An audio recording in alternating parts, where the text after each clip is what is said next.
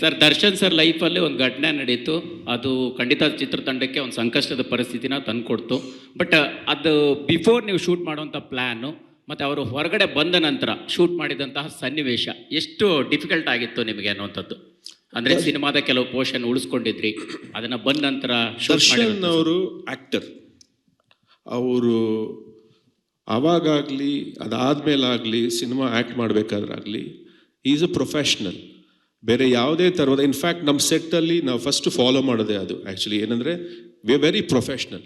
ನಾವು ಅಲ್ಲಿ ಬರೋದು ಎಲ್ಲರೂ ಅಲ್ಲಿ ಅಷ್ಟು ಜನ, ಯಾಕಂದರೆ ಒಂದು 400-500 ಜನ ಒಂದು ಸೆಟ್ಟಲ್ಲಿ ಸೇರ್ತೀವಿ, ಅಲ್ಲಿ ಒಂದು ಕೆಲಸ ನಡೆಯುತ್ತೆ.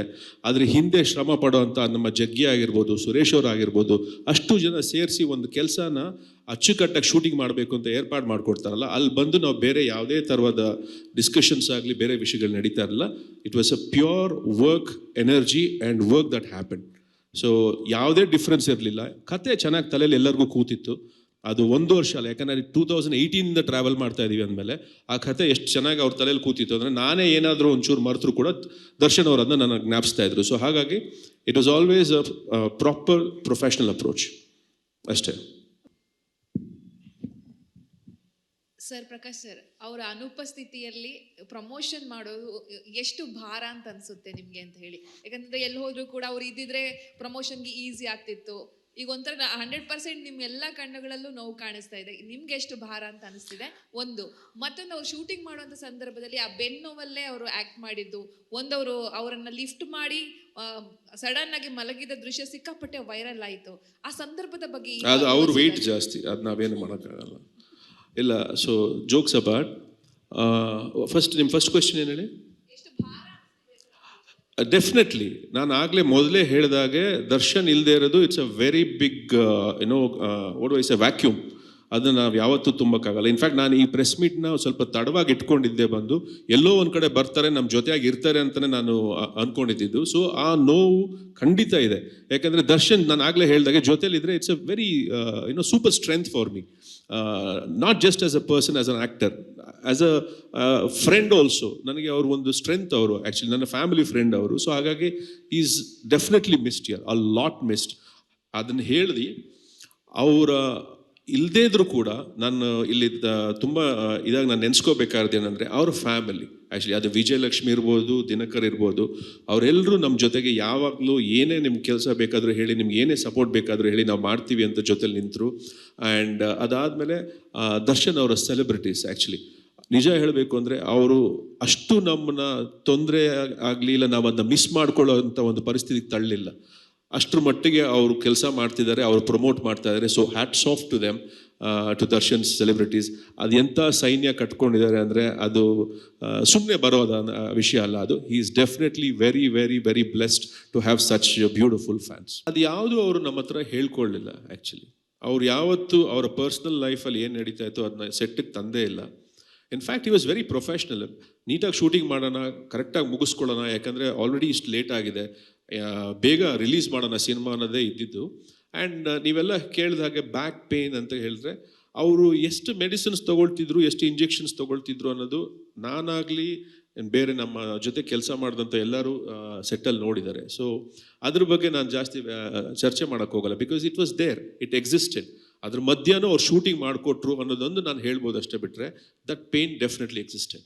ಸರ್, ಈಗ ಒಂದು ಕತೆ ಆರಂಭದಲ್ಲಿ ಇದ್ದಿದ್ದೆ ಈಗ ನಿಮಗೆ ಅಂದ್ಕೊಂಡಂಗೆ ಬಂತ ಅನ್ನೋಂಥದ್ದು ಒಂದು ಕಡೆ ಆದರೆ, ಈ ಎಲ್ಲ ಘಟನೆಗಳಾದಮೇಲೆ ಏನು ಚೇಂಜಸ್ ಆಯಿತು ಸರ್ ಡೆವಿಲಲ್ಲಿ ಅನ್ನುವಂಥದ್ದು? ಮತ್ತು ಬಜೆಟ್ ವಿಚಾರದಲ್ಲಿ ನಿಮಗೆ ಅದನ್ನು ಮ್ಯಾನೇಜ್ ಮಾಡೋದು ಎಷ್ಟು ದೊಡ್ಡ ಚಾಲೆಂಜ್ ಆಯಿತು? ಯಾಕಂತಂದರೆ ತುಂಬ ಗ್ಯಾಪ್ ಆಯಿತು, ಅದನ್ನು ಮ್ಯಾನೇಜ್ ಮಾಡೋವಂಥದ್ದು ತುಂಬ ವಿಷಯಗಳು ಕೇಳಿ ಬಂತು. ಹಾಗಾಗಿ ಸರ್ ಅದೆಲ್ಲ ಒಂದು part and parcel of production.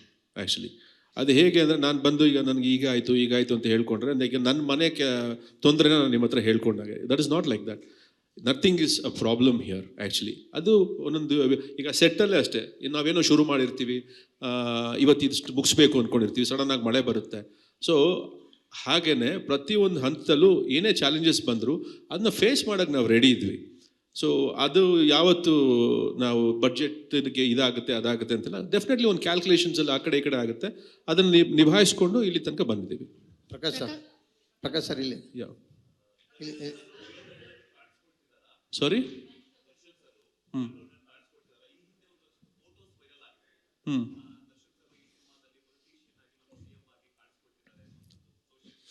Darshan ಅವ್ರ ಕ್ಯಾರೆಕ್ಟರ್ಗೆ ತುಂಬ ಶೇಡ್ಸ್ ಇದೆ, ಬಟ್ ಅವರು ಎಷ್ಟು ಕ್ಯಾರೆಕ್ಟರ್ ಮಾಡಿದ್ದಾರೆ ಅನ್ನೋದು 11th ಗೊತ್ತಾಗೋದು. ಡೆವಿಲ್ ಸಿನಿಮಾ ಒಂದು ಟೈಟಲ್ ಫಿಕ್ಸ್ ಮಾಡಿದ್ದಾದ್ಮೇಲೆ, ದರ್ಶನ್ ಅವರ ಇನ್ಸಿಡೆಂಟ್ ಆದಮೇಲೆ ಒಂದಷ್ಟು ಜನ ಸೋಷಿಯಲ್ ಮೀಡಿಯಾದಲ್ಲಿ ಮಾತನಾಡೋದಕ್ಕೆ ಶುರುವಾಯಿತು. ಏನಂತಂದ್ರೆ ಡೆವಿಲ್ ಅನ್ನೋದು ನೆಗೆಟಿವ್ ಎನರ್ಜಿ ಕೊಡ್ತಾ ಇದೆ.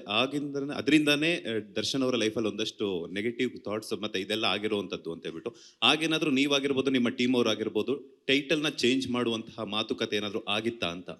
ಇಲ್ಲ ಸರ್, ನಾನು ಮೊದಲೇ ಹೇಳಿದಾಗೆ script is very important for us. ನಾವು ಯಾವುದೇ ಸಿನಿಮಾ ಕೈಗೆ ಎತ್ಕೊಂಡ್ರು ಕೂಡ ಅದಕ್ಕೆ ಸ್ಕ್ರಿಪ್ಟ್ ತುಂಬ ಇಂಪಾರ್ಟೆಂಟ್ ಆಗುತ್ತೆ. ಆ್ಯಂಡ್ ಅದಕ್ಕೆ ಏನು ಬೇಕು ಅದನ್ನೇ ನಾವು ಮಾಡೋದು, ಅದು ಬಿಟ್ಟು ಬೇರೆ ಯಾವುದೂ ನಾವು ಮಾಡಲ್ಲ. ಇನ್ಫ್ಯಾಕ್ಟ್ ಇದು ಇಷ್ಟೆಲ್ಲ ನಡೀತಿದ್ದಾಗಲೂ ಅಷ್ಟೇ ಒಂದಷ್ಟು ಡಿಸ್ಕಷನ್ಸ್ ಬಂತು, ಬಟ್ ನಾವು ಹೇಳಿದಿಷ್ಟೇ, ಸಿನಿಮಾಗೆ ಈ ಟೈಟಲ್ ಬೇಕು. ಸೊ ಅದನ್ನು ನಾವು ತೀರಾ ಎಲ್ಲದಕ್ಕೂ ರಿಯಾಕ್ಟ್ ಮಾಡೋಕ್ಕೆ ಶುರು ಮಾಡಿಬಿಟ್ರೆ ನಮಗೆ ಕೆಲಸ ಮಾಡೋದು ಕಷ್ಟ ಆಗಿಬಿಡುತ್ತೆ. ಸೊ ಹಾಗಾಗಿ we just stuck to our guns. Sir, ಇತ್ತೀಚೆಗೆ ಸೋಷಿಯಲ್ ಮೀಡಿಯಾದಲ್ಲಿ ಒಂದು ವಿಷಯ ಓಡಾಡ್ತಾ ಇತ್ತು. ಅಂದರೆ ಸಿನಿಮಾಗೋಸ್ಕರ ದರ್ಶನ್ ಅವ್ರನ್ನ ಪೆರೋಲ್ ಮೇಲೆ 15 ದಿವಸಗಳ ಕಾಲ ಅಂದರೆ ಪ್ರಮೋಷನಿಗೆ ಕರ್ಕೊಂಬರೋಂಥ ಪ್ರಯತ್ನಗಳಾಗ್ತಾ ಇದೆ ಅಂತ. ಈ ಥರದ ಪ್ರಯತ್ನಗಳು ಚಿತ್ರತಂಡದಿಂದ ಏನಾರು ಆಗ್ತಿತ್ತಾ? ಅಂಥ ಸಾಧ್ಯತೆಗಳು ಕಂಡು ಬರ್ತಿತ್ತಾ ಆ ಸುದ್ದಿ ವಿಚಾರವಾಗಿ? ಇಲ್ಲ ಸರ್, ಆ ಥರ ಯಾವುದೂ ಪ್ರಯತ್ನ ಮಾಡ್ತಾ ಇಲ್ಲ. ಓಕೆ. ಈಗ ಮೊನ್ನೆ ಒಂದು ಟ್ರೈಲರಲ್ಲಿ ನಾನು ಬರ್ತಿದ್ದೀನಿ ಚಿನ್ನ ಅಂತ ದರ್ಶನ್ ಸರ್ ಹೇಳಿದಾರಲ್ಲ, ಆ ಡೈಲಾಗ್ ತಗೊಂಡಿರೋದು ಯಾವಾಗ? ಮತ್ತೆ ಇನ್ನೊಂದು ಕ್ವಶನ್ ಅಂದರೆ, ಇವಾಗ ಏನಾದರೂ ಸಂದೇಶ ನೀವು ಜೈಲಲ್ಲಿ ಹೋಗಿ ಮೀಟ್ ಮಾಡಿ? ಇಲ್ಲ ಸಿನಿಮಾಲ ಡೈಲಾಗ್ ಇದೆ. ಓಕೆ, ಸಿನಿಮಾದಲ್ಲಿ ಆಯಿತು. ಈಗೇನಾದರೂ ಹೋಗಿ ಸರ್ನ ಭೇಟಿ ಮಾಡಿ ಅವರಿಂದ ಏನಾದರೂ ಸಂದೇಶ ತರೋದ, ಲೆಟರ್ ಅಥವಾ ಸಂದೇಶ ಭೇಟಿ ಮಾಡಿದ್ದೀನಿ, ಖಂಡಿತ ಭೇಟಿ ಮಾಡಿದ್ದೀನಿ. ಆ್ಯಂಡ್ ಯಾವಾಗಲೂ ಅಷ್ಟೇ, ನಾವು ಸಿನಿಮಾ ಏನು ನಡೀತಾ ಇದೆ ಆ್ಯಂಡ್ ಪ್ರಮೋಷನ್ಸ್ ಹೇಗೆ ನಡೀತಾ ಇದೆ ಆ್ಯಂಡ್ ಯಾವುದಕ್ಕೂ ಟೆನ್ಷನ್ ಆಗಬೇಡ, ಆರಾಮಾಗಿ ರಿಲೀಸ್ ಮಾಡೋಣ, ಪಿಕ್ಚರ್ ಚೆನ್ನಾಗಿ ಬಂದಿದೆಯಾ, ನಿನ್ನ ಖುಷಿ ಆಯಿತಾ, ನಿನ್ನ ನೋಡಿದಾಗ ಇಷ್ಟ ಆಯಿತಾ, ಇಷ್ಟೇ ಕೇಳೋದು ದರ್ಶನ್. ಸಿನಿಮಾ ಬಗ್ಗೆ ಮಾತ್ರ ಮಾತಾಡೋದು. ಪ್ರಕಾಶ್ ಸರ್, ಇಲ್ಲಿ ಇಲ್ಲ, ಅದಕ್ಕೆ ದರ್ಶನೇ ರೆಡಿ ಇಲ್ಲ. ಇನ್ಫ್ಯಾಕ್ಟ್ ಅವರು ನನಗೆ ಅಕ್ಟೋಬರಲ್ಲೇ ಬರೋಣ ಅಂತ ತುಂಬ ಇನ್ಸಿಸ್ಟ್ ಮಾಡ್ತಾಯಿದ್ರು. ಬಟ್ ಅನ್ಫಾರ್ಚುನೇಟ್ಲಿ ನಮಗೆ VFX ವರ್ಕ್ ಇರ್ಬೋದು, ಬೇರೆ ಪೋಸ್ಟ್ ಪ್ರೊಡಕ್ಷನ್ ಸ್ವಲ್ಪ ಟೈಮ್ ಬೇಕು ಅಂತ ಹೇಳಿ ಕನ್ವಿನ್ಸ್ ಮಾಡಿ we will come in December ಅಂತ ಹೇಳಿ ಮಾಡಿದ್ದು. ಅಲ್ಲ, ಡೆಫಿನೆಟ್ಲಿ ಅಲ್ಲ, ವಿಸಿಟರ್ಸ್ ಇದ್ದೇ ಇರ್ತಾಯಿದ್ರು. ಆ್ಯಂಡ್ ಹೊರಗಡೆ ಕೆಲಸ ಅಂದರೆ cinema is the most important thing for him. So ಹಾಗಾಗಿ of course he use to keep himself updated. Prakash sir ಇಲ್ಲಿ ಇದ್ರೆ ನೆಮ್ಮದಿಯಾಗಿರ್ಬೇಕು. ಈ ಒಂದು ಸಾಲ್ ಗೊತ್ತಿದೆ, ದರ್ಶನ್ ಸರ್ದೊಂದು ಆಡಿಯೋ ವೈರಲ್ ಆಗಿರುತ್ತೆ. ಸೊ ಆಕ್ಚುಲಿ ಒಂದು ನಿಜ ಹೇಳಲ್ಲ, ಲಿರಿಕ್ಸ್ ಯಾಕೆ ಬಂತು, ಅದಕ್ಕೆ ನಾನು ಹೇಳ್ತೀನಿ. ಫ್ರಾಂಕ್ಲಿ ಸ್ಪೀಕಿಂಗ್, ದರ್ಶನ್ ಯಾವಾಗಲೂ ನನ್ನ ಒಂದು ವಿಷಯದಲ್ಲಿ ರೇಗಿಸ್ತಾ ಇರ್ತಾರೆ. ನೀನು ಸಿನಿಮಾ ಮಾಡ್ತೀಯಾ, ಆಮೇಲೆ ನಿನ್ನ ಹೊರಗಡೆ ಅಂದರೆ ಕಟ್ ಆಫ್ ಆಗಿಬಿಡ್ತೀಯಾ, ನಿನ್ನ ಪಾಡು ನೀ ಎಲ್ಲೋ ಇರ್ತೀಯಾ, ಆಮೇಲೆ ಬರ್ತೀಯಾ, ಸಿನಿಮಾ ಮಾಡ್ತೀಯಾ ಅಂತ. That is the fact. Actually ಇದ್ರೆ ನೆಮ್ಮದಿಯಾಗಿರಬೇಕು, ಹಿಂದೆ ಒಂದು ಕಥೆ ಇದೆ ಅಂತಲೇ ನನಗೆ ಗೊತ್ತಿರಲಿಲ್ಲ. ಅನಿರುದ್ಧ ಅವರು ಅದು ಬರೆದು ಕಳಿಸಿದಾಗ ಆ್ಯಕ್ಚುಲಿ ಓಕೆ ಚೆನ್ನಾಗಿದೆ ಅಂತೆಲ್ಲ ಮಾಡಿ ಎಲ್ಲ ಆಗಿ ಇಲ್ಲಿ ಮಾತಾಡೋಕ್ಕೆ ಶುರು ಮಾಡಿದ ಮೇಲೆ ನನಗೆ ಗೊತ್ತಾಗಿದ್ದು there is something like this ಅಂತ. ಅದು if you want to buy it you can buy it, if you don't want to buy it you don't have to buy it, but that is the fact ಅಷ್ಟೇ. ಅದು ನಮಗೆ ಆ ಕ್ಯಾರೆಕ್ಟರ್ಗೆ, ಆ ಸಾಂಗ್ಗೆ ಅದು ತುಂಬ ಚೆನ್ನಾಗಿ ಕೂರ್ತಾ ಇತ್ತು. ಅವ್ರು ಬರೆದು ಕಳಿಸಿದ್ರು, ನಂಗೆ ಇಷ್ಟ ಆಯಿತು, ಅದನ್ನ ನಾನು ಓಕೆ ಮಾಡಿದೆ. ಅಲ್ಲಿ ಎರಡಿತ್ತು ಆ್ಯಕ್ಚುಲಿ, ಇದ್ರೆ ನೆಮ್ಮದಿಯಾಗಿರಬೇಕು ಅಂತ ಒಂದಿತ್ತು, ಇನ್ನೊಂದು ಎಲ್ಲ ಶಿವನಾಟ ಕಣೋ ಅಂತ ಒಂದಿತ್ತು. ಸೊ ಆಲ್ರೆಡಿ KDಲಿ ಶಿವನ್ದು ಒಂದು ಸಾಂಗ್ ಇದ್ದಿದ್ದರಿಂದ ವಿ ಚೋಸ್ ಇದ್ರೆ ನೆಮ್ಮದಿಯಾಗಿರಬೇಕು. This is the fact. Prakash sir, ಇವತ್ತು ದರ್ಶನ್ ಅವರು ಇರ್ತಾ ಇದ್ರೆ ಈ ಪ್ರೆಸ್ ಮೀಟಲ್ಲಿ ಅಟೆಂಡ್ ಆಗ್ತಾ ಇದ್ರು. ಸೊ ಅವರ ಪರವಾಗಿ ವಿಜಯಲಕ್ಷ್ಮಿ ಅವರೀಗ ಪ್ರಚಾರದ ಒಂದು ಜವಾಬ್ದಾರಿ ವಹಿಸ್ಕೊಂಡಿದ್ದಾರೆ. ಅವರ ಸ್ಟೇಟಸ್ಗಳಲ್ಲಾಗಿರ್ಬೋದು, ಪೋಸ್ಟ್ಗಳನ್ನು ಹಾಕ್ತಾ ಇರ್ತಾರೆ. ಸೊ ರೀಸೆಂಟಾಗಿ ಒಂದಿಷ್ಟು ಫ್ಯಾನ್ಸ್ಗಳ ಜೊತೆ ವಿಜಯಲಕ್ಷ್ಮಿ ಅವರು ಕೂಡ ಕಾಣಿಸ್ಕೊಂಡಿದ್ರು. ಸೊ ಇವತ್ತಿನ ಪ್ರೆಸ್ ಮೀಟಿಗೆ ಕೂಡ ಅವ್ರು ಬರ್ತಾರೆ ಅನ್ನೋ ನಿರೀಕ್ಷೆ ಇತ್ತು, ಯಾಕೆ ಬಂದಿಲ್ಲ? ಸೊ ಅವ್ರು ಯಾವ ಥರ ಸಪೋರ್ಟಿವ್ ಆಗಿ ನಿಂತಿದ್ದಾರೆ ಇದಕ್ಕೆ? It is her choice, we respect her privacy and her state of mind. ಅವ್ರಿಗೂ ಮಾಡೋಕ್ಕೆ ತುಂಬ ಕೆಲಸ ಇದೆ.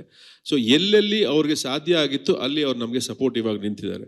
ಸೊ ಅಷ್ಟೇ, ಬೇರೆ ಏನೇನಿಲ್ಲ. So I don't think she is in town also, ಹಾಗಾಗಿ